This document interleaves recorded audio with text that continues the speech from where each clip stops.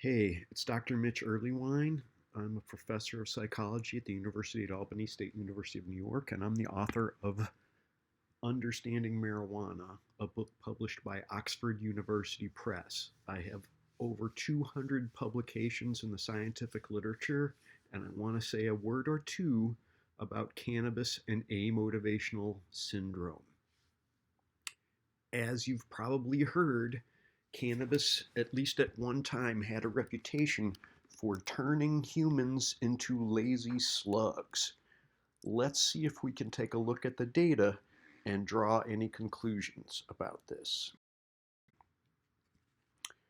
Well, I have several points I want to make, and first and foremost, the whole idea of amotivational syndrome came up in the early 1970s from a paper from a couple of psychiatrists who had seen some adolescent boys who happened to use cannabis and also happened to behave in ways that suggested they were bummed out, unwilling to work at school, not eager to cooperate with their parents.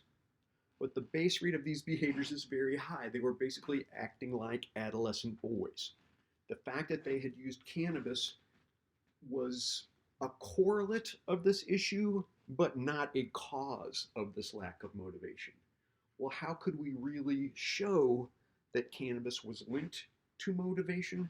We would need longitudinal data and a measure of motivation.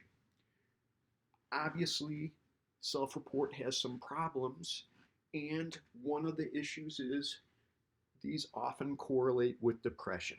As you can imagine, clinically depressed people don't often show a lot of verve and don't approach their work with fervor.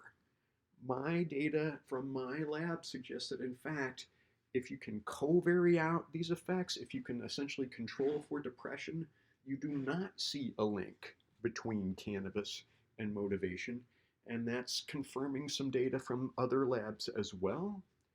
It does seem like a subset of folks with clinical depression turn to cannabis for a self-medication.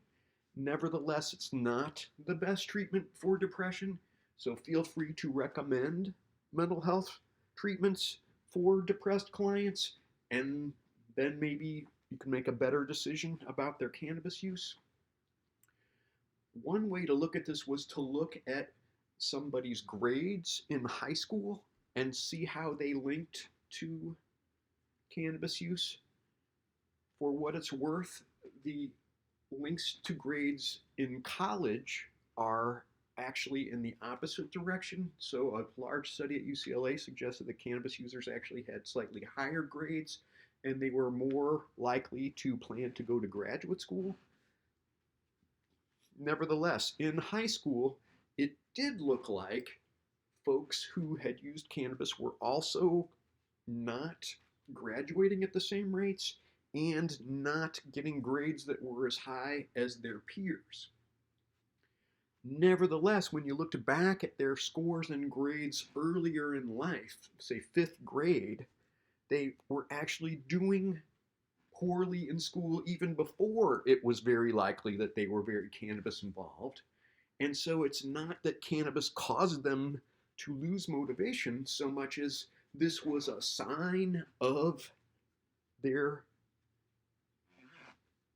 disengagement with school, shall we say, in the sense cannabis use was an index of their amotivation, at least in this domain. So it's not that cannabis causes people to sit around all day. It's that if you've decided you're just going to sit around all day, you might use cannabis. Once you take that into account, the school grades are worse for those kids even before they were cannabis involved. This is not consistent with the idea that cannabis is the cause. And then the other data have to do with economics.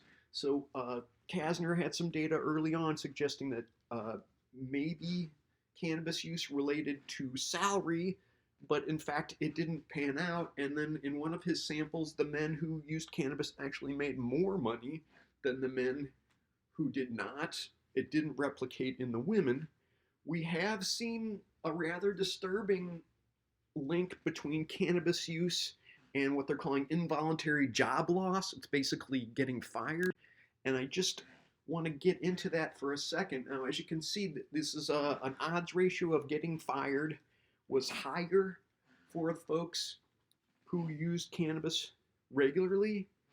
And it's sad because it was not a huge effect, but enough to really matter in the sense that, hey, you're about 20 to 30% more likely to lose a job if you happen to be a cannabis user, particularly a daily user, but it's moderated by income. And by that, I mean it's related to how much money folks made and not in ways that you might suspect.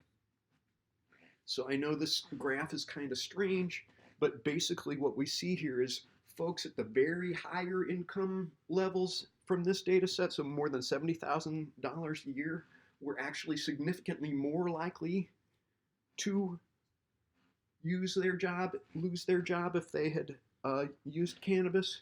And it in some ways says, look, those high paying jobs are particularly less tolerant of cannabis use. And then the folks who made the least, $0 to $10,000, also seem to have a big effect. So it sounds like both of the extremes are very intolerant of cannabis use. I want to emphasize this is a topic dear to my heart for reasons that are probably obvious, but it's really not a great idea to decide if someone should have a job based on this. Instead, focus on their job performance. If folks are doing a good job, by all means, keep them on. If they're not doing a good job, get rid of them. Obviously, if you're a business owner, you deserve to have folks around you who are going to do a good job. This is not a measure of that. The way they behave outside of work is just not really a reflection of that. And these data don't support amotivation. They do, however, confirm that there are some biases against cannabis users in the workplace even today. So don't waste money on drug testing. Focus on who can do the job and who cannot. If your child is in high school and is using cannabis, why not see if there's an opportunity to treat for depression, which is often the source of amotivation? Let's judge people for the quality of their work, not the contents of their urine.